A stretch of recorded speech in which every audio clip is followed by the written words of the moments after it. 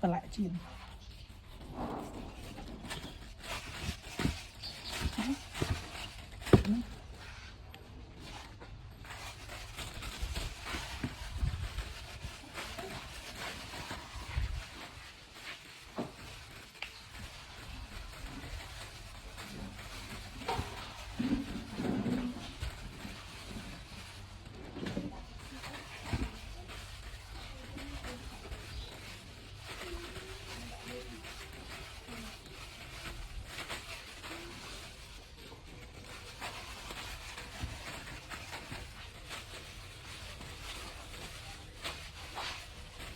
mình vô bao lần nè bao lần nè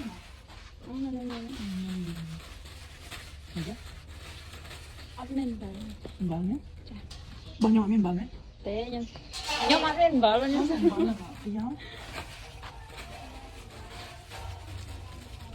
mình tin thằng mến ini kalau keren apa itu hả keren apa itu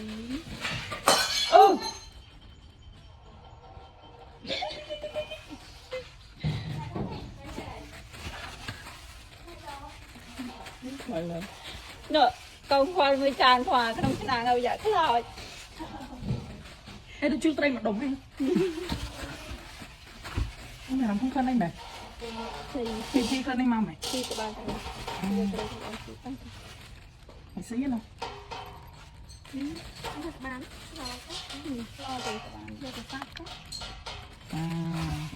đã thì trong như vậy mà ok cái cho ok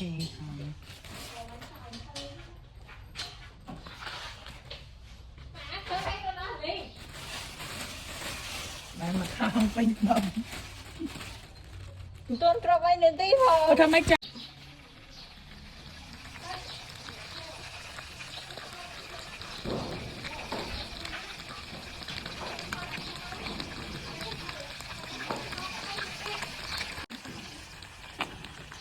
chưa từng ăn sang nhom bảo đây có không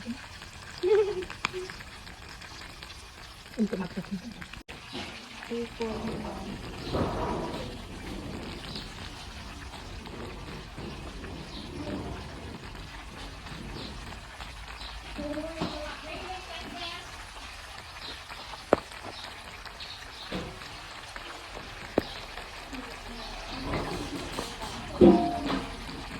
cái mà thay rồi rồi rồi